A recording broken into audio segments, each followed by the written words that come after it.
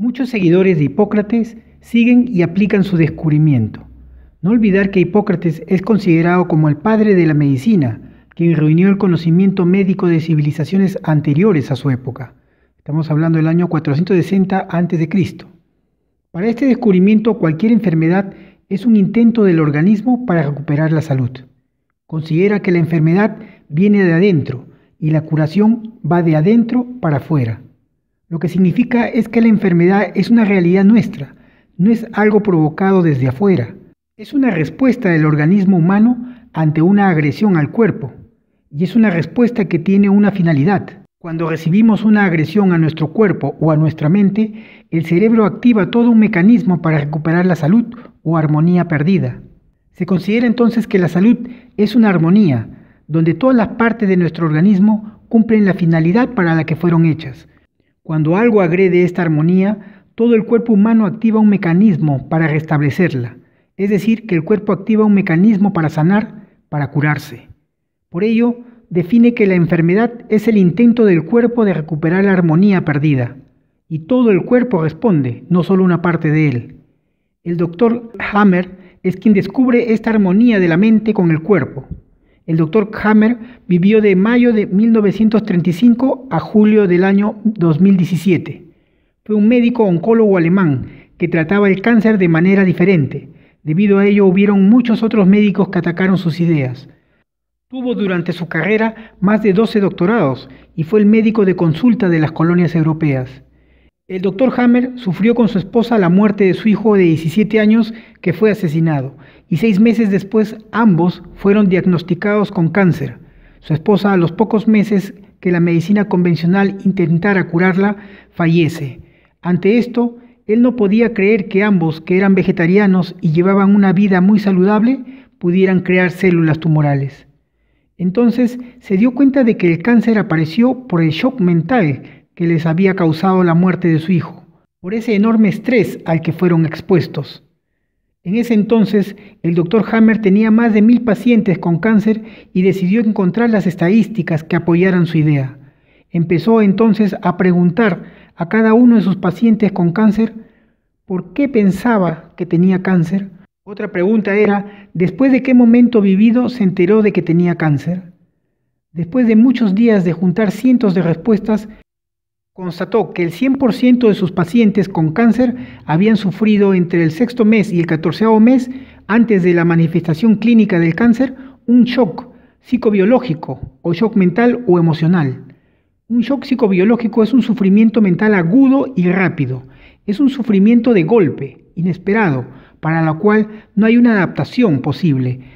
No hay una reflexión en ese instante que se vuelve infinito, como saber, por ejemplo, que mataron a un familiar, o lo atropellaron, o quedarse sin trabajo, o estar en quiebra, ser estafado, o vivir el cierre de una empresa.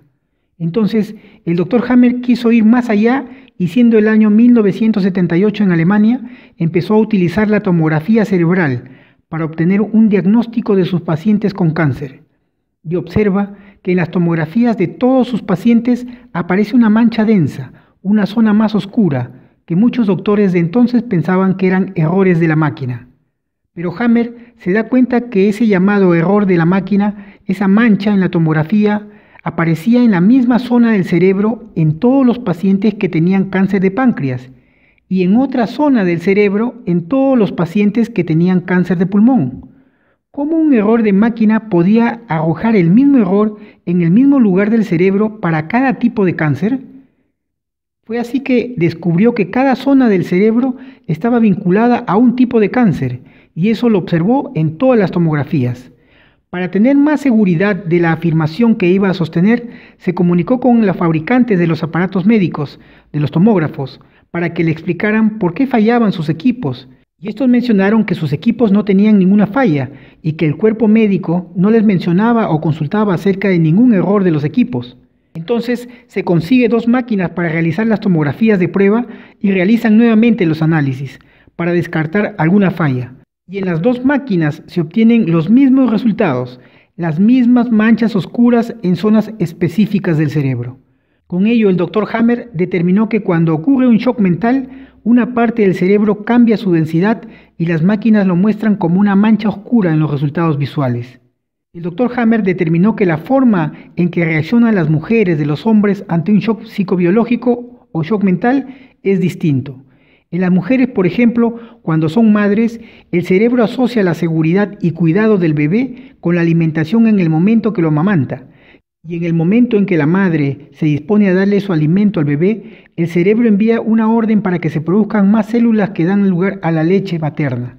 Esto ocurre cada vez que el cerebro entiende que debe brindarle seguridad a los hijos. Y en el caso de la muerte súbita de un hijo, el cerebro solo entiende que debe brindarle seguridad y protección, y empieza a generar más células mamarias. Si esta pena o shock mental persiste por varios días y meses, el cerebro va a continuar generando demasiadas células mamarias que al final mueren o mutan convirtiéndose en un quiste tumoral. Incluso este evento trágico ocasiona en una parte del cerebro acumulación de sangre y demás células, hasta el punto de que en esta zona del cerebro aparezca un tumor. A este tipo de quiste tumoral o en algunos casos solo una mancha en la tomografía generada por un shock mental se le conoce como nódulo de Hammer. En el caso del hombre, cuando pierde un hijo, como en el caso del Dr. Hammer, el cerebro le dice al cuerpo que tiene que tener otro hijo. Por ello, se empiezan a generar células en demasía en los testículos y como esta pena o shock mental persistió, generó un tumor testicular. Si hay una agresión al cuerpo o a la mente, el sistema nervioso que está ordenado para resolver cada uno de los conflictos que la vida le presenta al individuo, va a disponer de una acción directa sobre la parte del cuerpo que tiene que estar involucrada en la solución de ese conflicto. Por ejemplo, el conflicto de morir, sensación o peligro de muerte inminente, nos hace correr lo más rápido que podamos, y al correr respiramos más rápido para que el oxígeno pueda llegar más rápido a nuestros músculos. El cerebro ordena al sistema nervioso parasimpático la liberación de la adrenalina, y esta es llevada entre otros lugares al sistema cardiovascular, para que el corazón bombee más rápido la sangre y lleve más rápido el oxígeno a los músculos. Si recibimos, por ejemplo, de un médico la noticia de que es posible que tengamos un tumor canceroso, entonces se lleva a cabo el conflicto de morir y la sensación de peligro y muerte inminente. En ese momento el cerebro ordena que se libere adrenalina, el corazón empieza a bombear más rápido la sangre y los pulmones empiezan a recibir mayor cantidad de oxígeno. Entonces tenemos palpitaciones y jadeos, taquicardias, respiraciones continuas, incluso insomnio. Si el problema continúa y el shock mental persiste, el cerebro ordena que se reproduzcan más células alveolares pulmonares y bronquiales, y esta demasía de crecimiento celular termina creando un tumor pulmonar, generando el cáncer pulmonar. Si logramos alejar este temor, nuestro organismo produce una hormona que se llama acetilcolina, que hace que nos dé sueño y hambre para poder reparar nuestro organismo. Al alimentarnos bien, le damos al cuerpo suficientes sustancias químicas para poder repararse, y lo primero que hace es encapsular las células tumorales de los pulmones y nos libera del daño que estos puedan causarnos. No es necesario extirparlos, pues ya no nos causarán daño en el futuro. Por ello es importante dormir para reparar nuestro organismo, y también es importante nuestra alimentación, y si es una alimentación sana, mucho mejor. Ahora veamos otro ejemplo, ahora del hígado. El hígado es un órgano que tiene una diversidad de funciones. Entre ellas está en que todo lo que comemos llega al hígado como nutrientes, a través de la sangre y lo transforma en glucosa. Todas estas moléculas de glucosa las almacena como glucógeno, que es un polímero que contiene millones de moléculas de glucosa.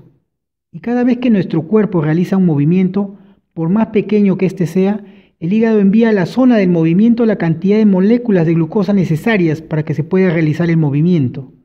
Esto nos dice que el hígado administra la comida o energía que necesitan las células para poder vivir y realizar una acción. Por ello, los pacientes que mostraron algún shock mental con la pérdida del trabajo o la quiebra de su empresa o que se identifique con alguna pérdida de la manera de sostener a la familia, el hígado empieza a almacenar demasiadas moléculas de glucosa y crear más células hepáticas, generando cáncer al hígado si esta pena o shock mental persiste.